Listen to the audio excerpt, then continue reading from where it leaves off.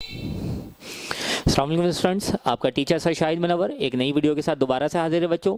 और आज की इस वीडियो में जो हम टॉपिक डिस्कस करेंगे बेसिकली ये क्लास 9 की केमिस्ट्री का एक न्यूमेरिकल है, ट्रिकी न्यूमेरिकल है। और ये स्टूडेंट की फरमाइश में मैं ये न्यूमेरिकल को इसका सोल्यूशन बता रहा हूँ बच्चों, क्योंकि इसमें जो मैं समझ पाया हूँ कि जो टेंशन वाली बात है, जो बच्चे ने बार बार मुझसे कई स्टूडेंट्स ने फरमाइश की है, चाहे मेरे फेसबुक में चाहे मेरे यूट्यूब में, उसकी वजह ये हो सकती है कि ये इस तरह का सवाल 2023 में आ चुका है।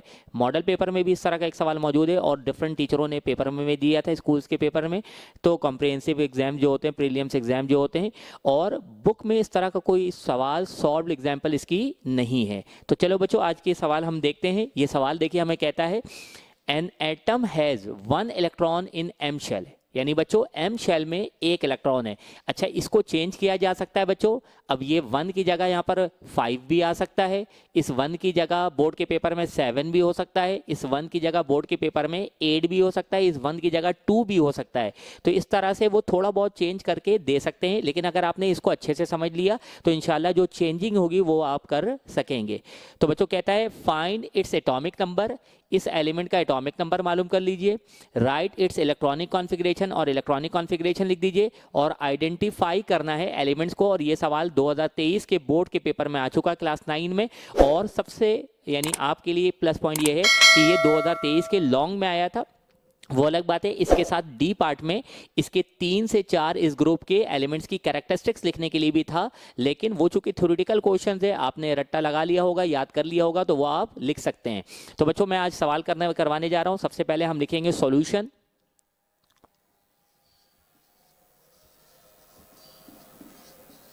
और सॉल्यूशन लिखने के बाद बच्चों सबसे पहले हमें हेडिंग डालना होगा कि हम क्या मालूम करने जा रहे हैं। Atomic number part A,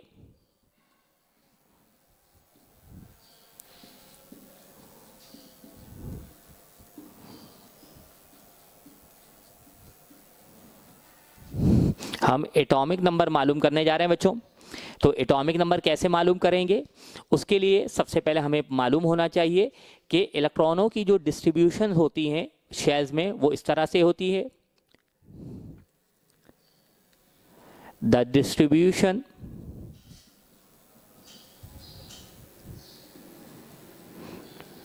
of electrons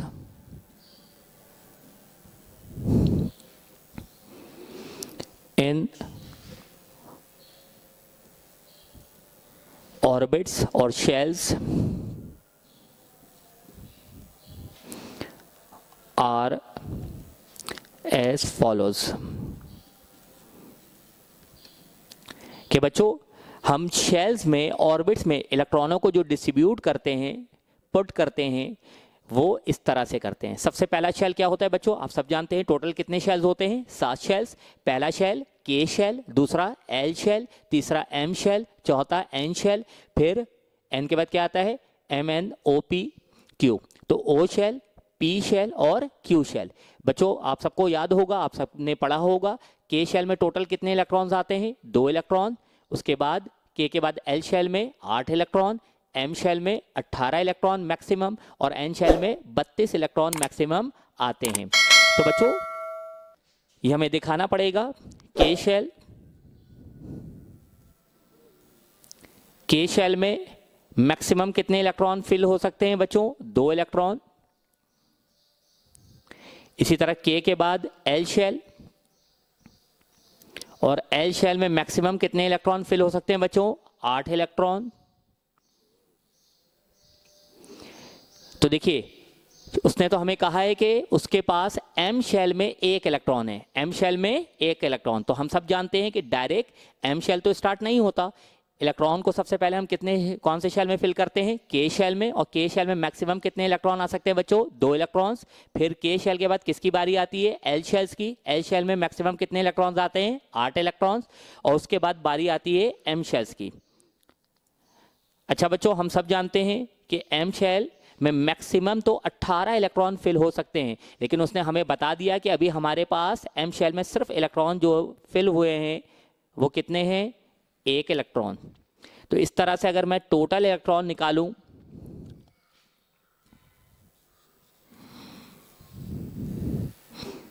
तो बच्चों देखिए 2 + 8 10, 10 + 1 11, तो हमारे पास टोटल इलेक्ट्रॉन्स आ गए कितने, 11। तो बच्चों हम सब जानते हैं कि एट न्यूट्रल स्टेट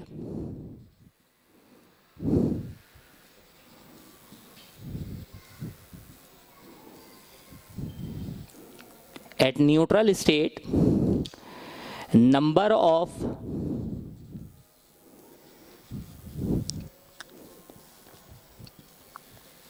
इलेक्ट्रॉन बराबर होता है नंबर ऑफ प्रोटॉन के।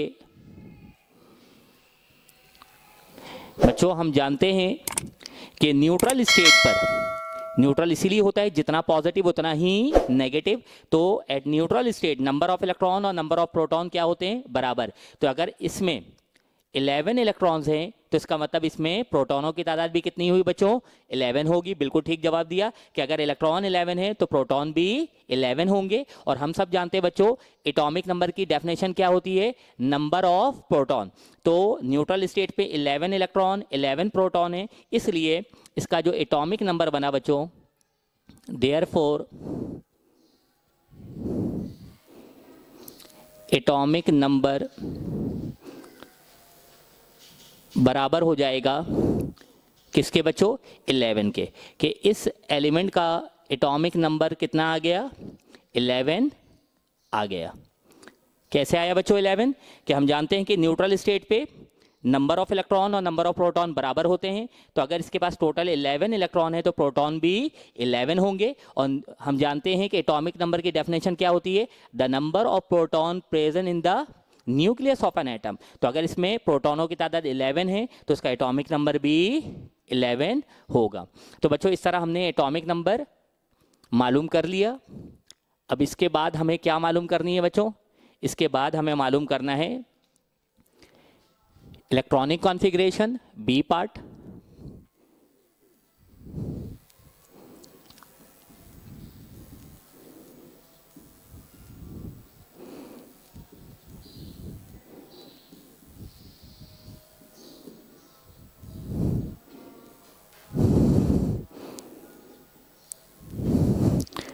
अब हमें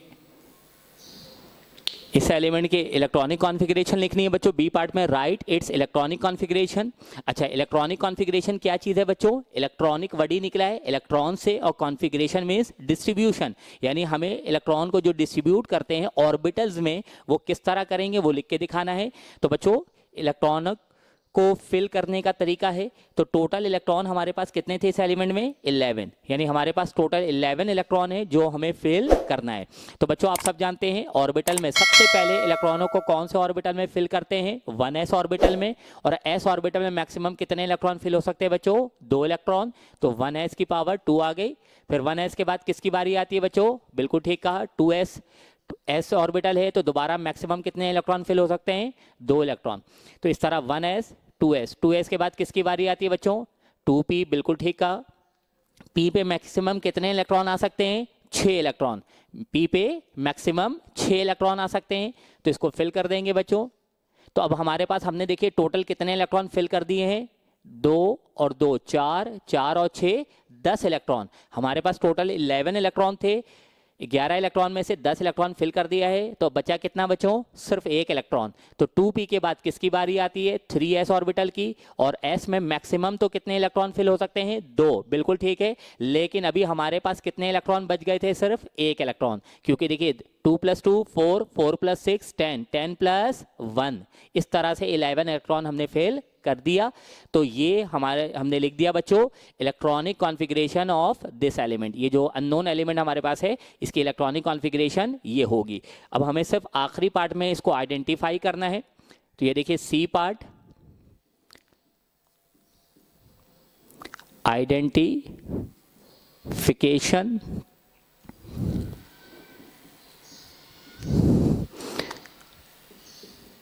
of elements.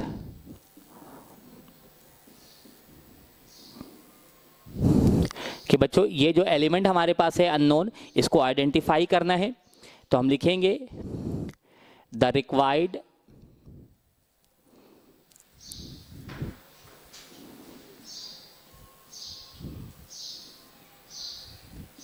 Element is sodium, जिसका सिंबल होता है Na। अच्छा, ये कैसे पता चला कि ये सोडियम है? Which has 11 atomic number. बच्चों, ये एलिमेंट सोडियम है। ये इस बात का पता कैसे चला? इस बात के हमें इस तरह से इल्म हुआ कि चूंकि अभी हमने मालूम किया था एटॉमिक नंबर क्या आया, 11, और हम जानते हैं, अगर आपने याद किया हुआ है तो आपको मालूम होगा 11 किसका एटॉमिक नंबर होता है बच्चों? सोडियम का। तो हमने कहा कि the required element is sodium, जिसका सिंबल Na होता है, विच हैज 11 एटॉमिक नंबर। तो उम्मीद करता हूं बच्चों आसान सा न्यूमेरिकल था। बस ये है कि इसकी कोई सॉल्व एग्जाम्पल नहीं है, इसलिए स्टूडेंट कंफ्यूज रहते हैं। उम्मीद करता हूं आप लोगों को मेरी वीडियो समझ में आ गई होगी, ये न्यूमेरिकल समझ में आ गया होगा। तो बच्चों, अगर आपको ये न्यूमेरिकल समझ में आया है, मेरी वीडियो अच्छी लगती है तो वीडियो को लाइक करें, मेरे चैनल्स को सब्सक्राइब करें और अपने दोस्तों के साथ शेयर कीजिए। अपना ख्याल रखिएगा। अल्लाह।